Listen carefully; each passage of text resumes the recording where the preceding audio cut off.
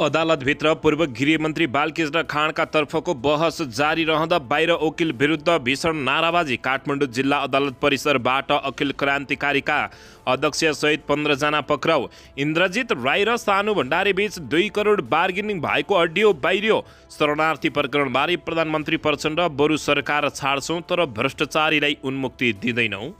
नक्कली भुटानी शरणार्थी प्रकरणमा निर्दोष डराउनु पर्दैन, दोषीलाई सरकारले नछड्ने गृहमन्त्री नारायण काजी श्रेष्ठको चेतावनी।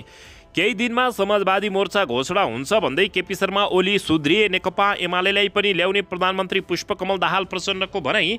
खानेपारी बोर्डमा हालिमुहाली गरेको भन्दै हर्क साम्पाङ विरुद्ध उच्च अदालतमा मुद्दा दर्ता। हर्क साम्पाङले पानी खुवाएपछि हर्क साम्पाङलाई सेलिब्रेटीले दिए नायकीय बधाई। कसले के भने त यसबारे सम्पूर्ण जानकारी।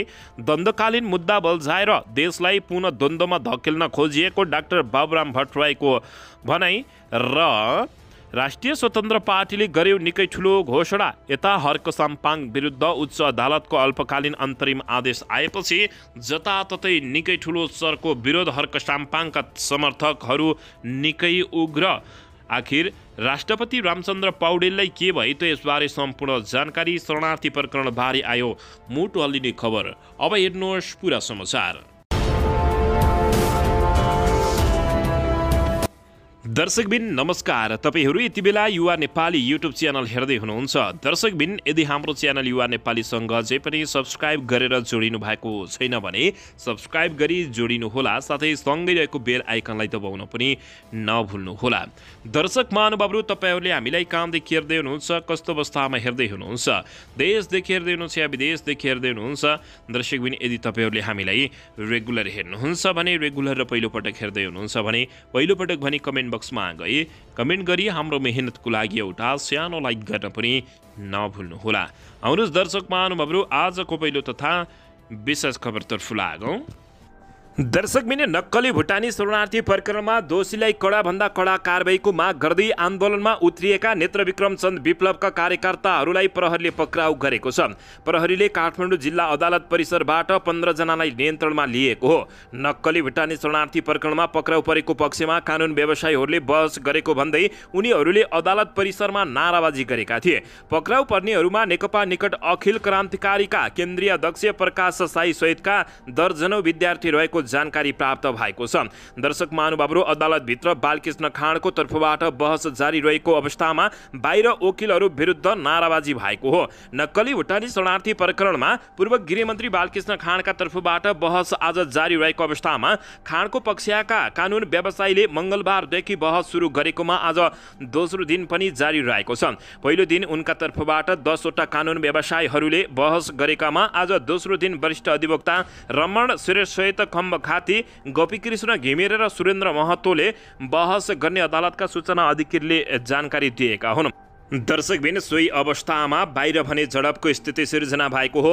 दर्शकबिन, यता नक्कली भुटानी शरणार्थी प्रकरणमा निर्दोष डराउनु पर्दैन, दोषीलाई सरकारले छोड्दै छाड्दैन भन्दै गृहमन्त्री नारायण काजी श्रेष्ठले चेतावनी दिएका छन्। कोही निर्दोष डराउनु पर्दैन, दोषी र अपराध कर्ममा संलग्नलाई सरकारले छोड्दैन भनेको छ त्यो ठिक हो, तर निर्दोष कोही आतंकित हुनु पर्दैन, गृहमन्त्री नारायण काजी श्रेष्ठले बताएका छन्। देशको परराष्ट्र र राष्ट्रिय सुरक्षाका नीतिका सम्बन्धमा राष्ट्रिय एकता कायम गर्नुको साटो दलगत स्वार्थका आधारमा बोल्नु, आलोचना र व्यवहार गर्नु उपयुक्त नहुने बताउँदै उनले सार्वभौमिकता, राष्ट्रिय हित र सुरक्षालाई कमजोर तुल्याउने कार्यमा कोही पनि संलग्न हुन नहुने धारणा समेत व्यक्त गरेका छन्।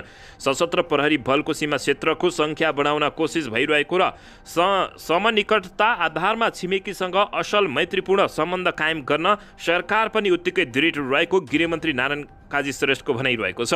शान्ति सुरक्षा र अमन चाहे सरकारको प्राथमिकता रहेको विषय भएको उल्लेख गर्दै उनले राष्ट्रिय एकता कायम गर्ने सरकारको पहिलो प्राथमिकता रहेको समेत बताएका छन्।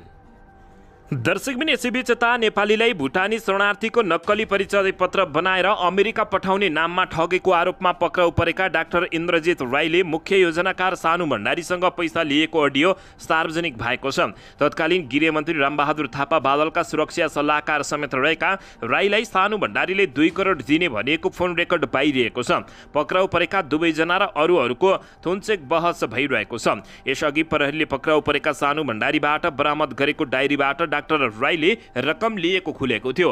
ललितपुर महानगरपालिका वडा नम्बर 23 का स्थानीय भण्डारीले आफ्नो डायरीमा 3 पटक डाक्टर राईलाई नगद लिएको उल्लेख गरेका थिए भने जिल्ला प्रहरी परिसर काठमाडौँका अनुसन्धान अधिकृतहरूसँगको बयानमा भण्डारीले डाक्टर राईलाई 5 करोड 50 लाख रुपियाँ दिएको जिकिर गरिएका थिए। अहिले सार्वजनिक अडियोमा भने 2 करोड डिल भएको सुनिएको छ। शरणार्थीको नाममा ठगी धन्दा चलाउने केशव दुलाल र सानु भण्डारीसँग डाक्टर राईको कनेक्सन देखिएपछि उनी पक्राउ परेका हुन्।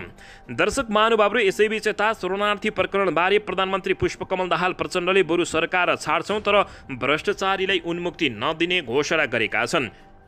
दर्शकबिन, प्रधानमन्त्री एवं माओवादी केन्द्रका अध्यक्ष पुष्पकमल दाहाल प्रचण्डले नक्कली शरणार्थी प्रकरण, भ्रष्टाचार र व्यतिथिका बारेमा कोही कसैसँग सम्झौता गर्नु परेमा सरकार छाड्ने घोषणा गरेका छन्।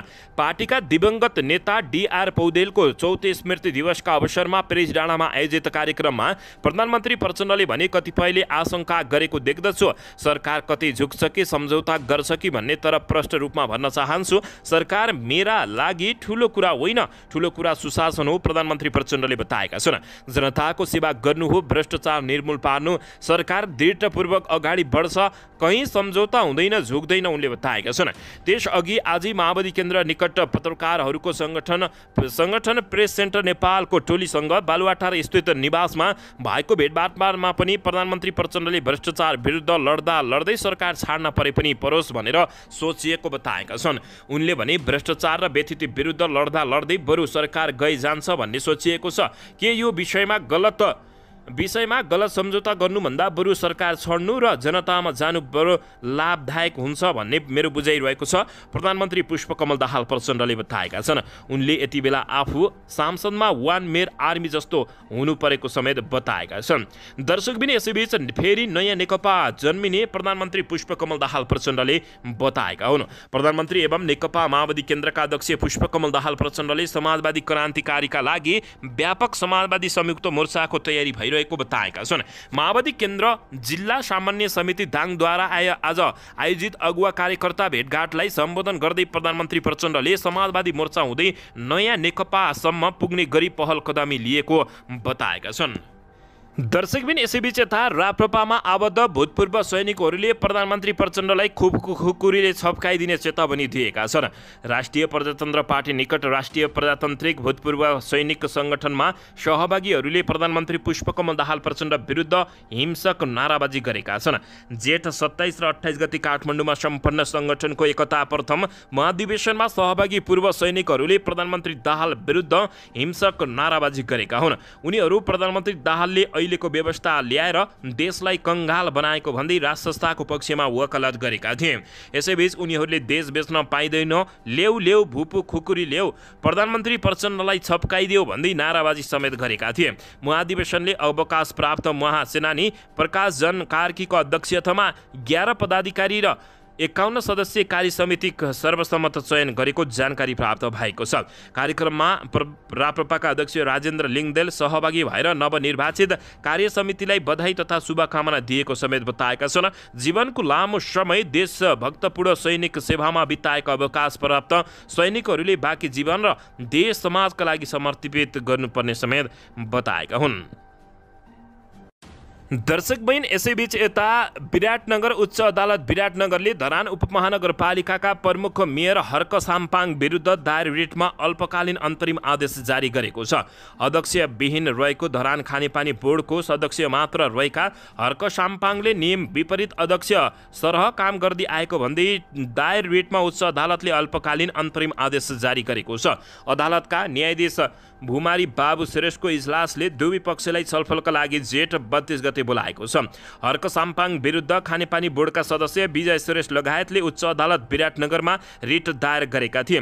खानेपानी बोर्डको बैठक नबोलाइकन हर्क साम्पाङले एकलौटी रूपमा काम गरेको भन्दै रिट निवेदकले अन्तिम आदेश माग गरेका छन्। अन्तरिम आदेश माग गरेपछि अब हर्क साम्पाङलाई दर्शक महानुभावहरू निकै ठुलो सजाय हुन सक्ने समेत कतिपयले आकलन गरेका छन्। दर्शकबिन, यता भने हर्क साम्पाङलाई सेलिब्रिटीहरूले नायकीय बधाई दिएको भएको जानकारी प्राप्त भएको छ। दर्शक महानुभावहरू, हर्क साम्पाङ अहिले एकाएक नायक बनेका छन्। श्रमदान जुटाएर 42 किलोमिटर टाढाबाट धरान सहरमा खानेपानी खसालेपछि उनको प्रशंसा चुलिएको छ। उनको प्रशंसामा रिलका नायक नायिका र पनि जोडिएका छन्। सामाजिक सञ्जाल मार्फत हर्क साम्पाङका मेयर असली हिरो भएको बताएका छन्।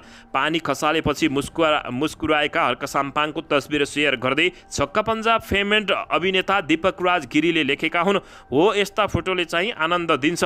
ठुला राजनीतिक गफ होइन, विकास मात्रै लक्ष्य उनले बताएका छन्। अभिनेत्री स्वस्तिमा खड्काले हर्क साम्पाङको उक्त तस्बिर सेयर गर्दै लभ हार्ट इमेज उल्लेख गरेकी छिन्। अभिनेता निर्देशक आसिफ शाहले सलाम छ भन्दै तस्बिर सेयर गरेका छन्। अभिनेत्री करिश्मा मानन्दरले पनि मेयर साहब धरानवासी जनतालाई 42 किलोमिटरबाट टाढा रहेको कोकाहालको पानी खुवाउन सफल हुनुभयो। यस्तै अनेकौं सफलताको शुभकामना छ उनले बताएका छिन्। फिल्म निर्माता सरोज नेउपानेले भनेका छन्, ठुला गफ मात्रै दिनेहरूको भिड, एउटामा काम गरेर प्रमाणित गर्ने असल अनुहार यही देशमा देख्न पाइयो। सलाम छ भनेर तपाईँलाई उनले बताएका छन्।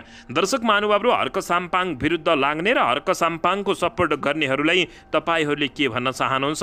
प्रतिक्रिया दिन नभुल्नुहोला। दर्शक पनि यसैबीच यता राष्ट्रपति रामचन्द्र पौडेल नियमित स्वास्थ्य परीक्षण तथा उपचारपछि अस्पतालबाट डिस्चार्ज भएका हुन्। 24 घण्टा अस्पताल बसाइएपछि डिस्चार्ज राष्ट्रपति रामचन्द्र पौडेल भएका हुन्। शहीद गङ्गालाल राष्ट्रिय हृदय केन्द्रमा नियमित स्वास्थ्य परीक्षण तथा उपचार गरी 24 घण्टा अवलोकनमा रहेका उनी आज बिहान डिस्चार्ज भएको अस्पतालका कार्यकारी निर्देशक डाक्टर चन्द्रमणि अधिकारीले जानकारी दिएका छन्। डाक्टर अधिकारीका अनुसार राष्ट्रपति रामचन्द्र पौडेलको स्वास्थ्य अवस्था सामान्य रहेको समेत जानकारी प्राप्त भएको छ। दर्शक पनि यसैबीच आउनुहोस् अर्को समाचारतर्फ लागौँ। यस वर्षको मनसुन एक दिन ढिला गरी नेपाल भित्रिएको छ। जल तथा मौसम विज्ञान विभाग मौसम पूर्वानुमान महाशाखाका अनुसार मनसुन नेपाल भित्रिने सरदर समय भन्दा एक दिन ढिला गरी पूर्वी भागमा आइपुगेको बताइएको छ। नेपालमा मनसुन भित्रिने सरदर मिति जुन 13 तारिक हो, तर यो वर्ष जुन 14 अर्थात् जेठ 31 गते देशको कोशी प्रदेश, पूर्वी मध्य प्रदेश, बागमती प्रदेशका अधिकांश भूभाग र गण्डकी प्रदेशका पूर्वी भूभागहरूमा आगमन भएको महाशाखाले जानकारी दिएको छ। यस्तै महाशाखा